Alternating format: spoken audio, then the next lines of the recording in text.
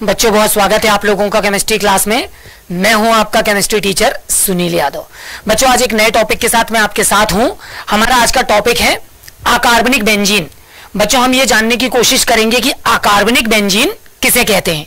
बच्चों बहुत अच्छी तरह से ध्यान दीजिए, मैं आपसे चर्चा कर रहा हूं अकार्बनिक बेंजीन के बारे में। बच्चों जैसे कि आपने देखा स्टेटमेंट है बोरोन का चक्रीय यौगिक, ठीक है, बोरोन का चक्रीय यौगिक जिसका नाम है बोरेजीन। इस बोरेजीन नामक बोरोन के चक्रीय यौगिक को हम कहते हैं बच्चों अकार्बनिक बेंजीन कहते हैं, ठीक है। बहुत अच्छी तरह से समझ लीजिए, इस प्रश्न को पूछने का एग्जाम में जो तरीका है वो कुछ अलग तरह से भी हो सकता है। अगर आपसे पूछ लिया जाए कि बोरेजीन को अकार्बनिक बेंजीन के नाम से भी जाना जाता है या अकार्बनिक बेंजीन किसे कहते हैं या बोरेजीन को समझाइए, तो बच्चों आपको इस प्रश्न को बहुत अच्छी तरह से समझ के रखना है कि अकार्बनिक बेंजीन जो है वो बोरोन का एक चक्रीय यौगिक है, ठीक है, जिसका नाम है बोरेजीन। तो बोरेजीन बोरोन का जो एक चक्रीय यौगिक है इसको हम अकार्बनिक बेंजीन के नाम से भी जानते हैं, ठीक है। बच्चों जैसे कि आपने देखा डेफिनेशन के अकॉर्डिंग, बहुत संक्षिप्त में समझिए, मैंने इसके निर्माण का रासायनिक समीकरण भी आपके सामने रखा हुआ है। बच्चों डाइबोरेन है ना, अमोनिकल जो डाइबोरेन है इसके कम से कम 3 अणुओं को लेकर अगर हम 450 डिग्री सेल्सियस ताप पर, ठीक है, इसको अगर हम गर्म करें तो बच्चों उससे बोरेजीन नामक ये यौगिक जो प्राप्त होता है और हाइड्रोजन की जो मात्रा वो उससे क्या हो जाती है, निकल जाती है। ये जो पदार्थ आप देख पा रहे हो ना बच्चों, इस पदार्थ को ही हमने क्या नाम दिया हुआ है, इसको हमने अकार्बनिक बेंजीन कहा हुआ है। तो बच्चों इसकी जो संरचना है, इसकी संरचना मैंने आपके सामने रखी हुई है। इसकी संरचना में आप देख सकते हैं जैसे B3 N3 है ना, H6 यानी 3 बोरॉन 3 नाइट्रोजन और 6 हाइड्रोजन के परमाणु मिलकर बोरेजीन यानी अकार्बनिक बेंजीन का निर्माण कर रहे हैं बच्चों, ठीक है। तो इसको आपको बहुत अच्छी तरह से अपने दिमाग में बच्चों सेट करके रखना है और समझना है, ठीक है। तो बच्चों जैसा कि आप देख पा रहे हो यहां पर जो संरचना है आपके सामने, वो संरचना ये हमारे पास एक बोरॉन का मॉलिक्यूल है, ये एक अनदर बोरॉन का मॉलिक्यूल है बच्चों, ये एक अनदर बोरॉन का मॉलिक्यूल है। प्रत्येक बोरॉन के साथ एक एक हाइड्रोजन जो है वो जुड़ा हुआ आप देख सकते हैं इस तरह से। प्रत्येक नाइट्रोजन पर एक हाइड्रोजन और प्रत्येक बोरॉन पर एक हाइड्रोजन का परमाणु भी इस तरह से जुड़ा हुआ है। इसकी जो संरचना ये बिल्कुल बेंजीन के सदृश है।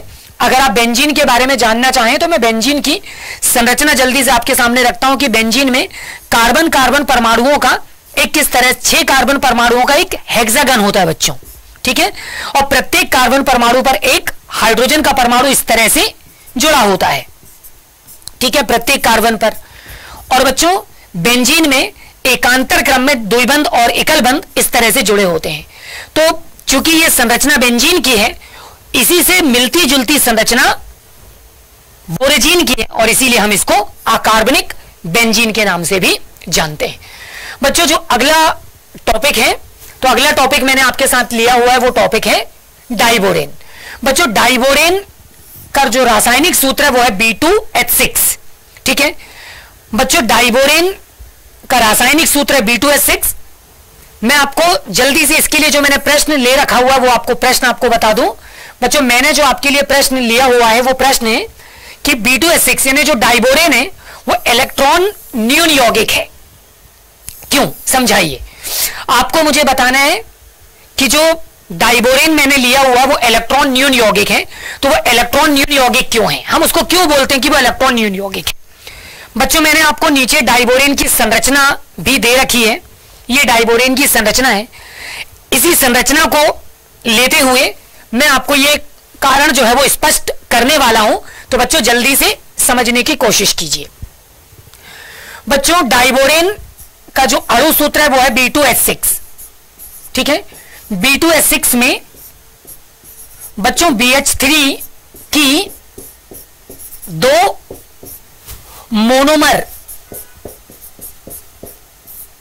मोनोमर इकाइयां शामिल हैं, मेरी बातों को बहुत अच्छी तरह से समझिए।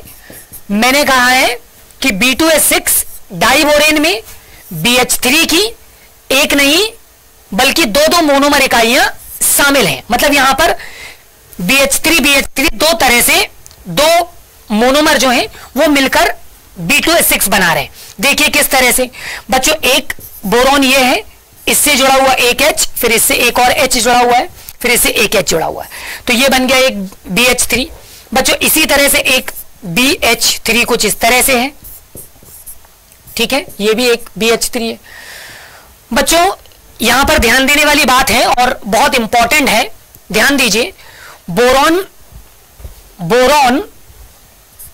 जिसका कि परमाणु क्रमांक 5 है, इलेक्ट्रॉनिक विन्यास 2 और 3, तो इसके अंतिम कोश में केवल 3 इलेक्ट्रॉन है, यानी इसकी जो अधिकतम संयोजकता है वो 3 है, और वो ऑलरेडी बच्चों 3 हाइड्रोजन को अपने साथ जोड़कर एक एक इलेक्ट्रॉन के साझे से सहसंयोजक बंध के द्वारा ऑलरेडी क्या हुआ है बच्चों, जुड़ा हुआ है, ठीक है ना। अब प्रश्न ये उठता है बच्चों कि यहां पर इन दो बोरॉन परमाणुओं को आपस में जोड़ने के लिए हमारे पास कोई भी इलेक्ट्रॉन जो है वो उपलब्ध नहीं है। अगर कोई भी इलेक्ट्रॉन इन दो बोरॉन परमाणुओं को जोड़ने के लिए उपलब्ध नहीं है, तो इसका मतलब यह है कि ये दोनों बोरॉन कभी आपस में नहीं जुड़ेंगे, और नहीं जुड़ेंगे तो फिर ये कभी भी B2H6 का निर्माण नहीं करेंगे। यही वजह है कि हमने यहां पर बोला है कि B2H6 एक इलेक्ट्रॉन न्यून यौगिक है।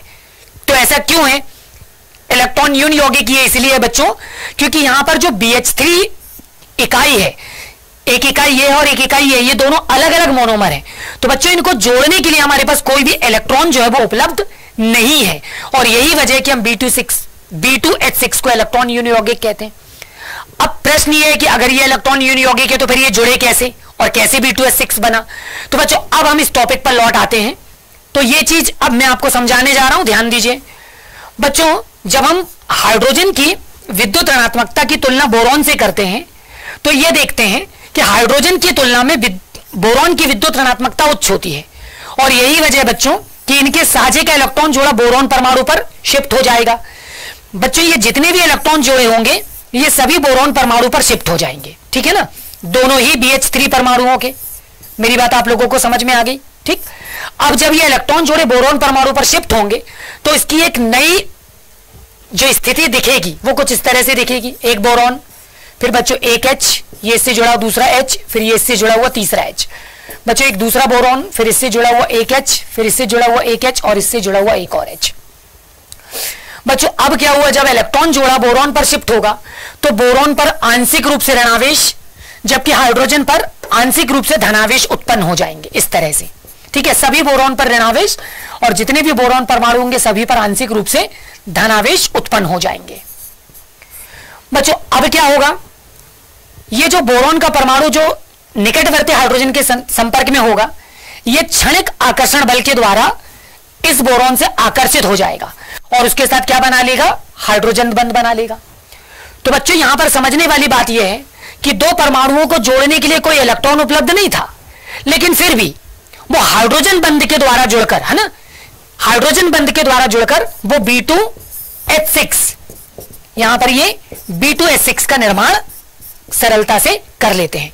बच्चों यहां पर ये जो बोरॉन के परमाणु हैं ये कहलाते हैं सेतु हाइड्रोजन और ये कहलाते हैं सिरे के हाइड्रोजन। तो बच्चों इस तरह से ये B2H6 का निर्माण करते हैं, जबकि B2H6 वास्तव में एक इलेक्ट्रॉन न्यून यौगिक है। बच्चों ये प्रश्न परीक्षा में बहुत बार पूछा जाता है और इसीलिए इस प्रश्न को आप लोग बहुत अच्छी तरह से पढ़िए और एंजॉय कीजिए। इसी तरह बच्चों कुछ और भी वीडियो के साथ आपसे पुनः मुलाकात होगी, तब तक अपना ख्याल रखिए।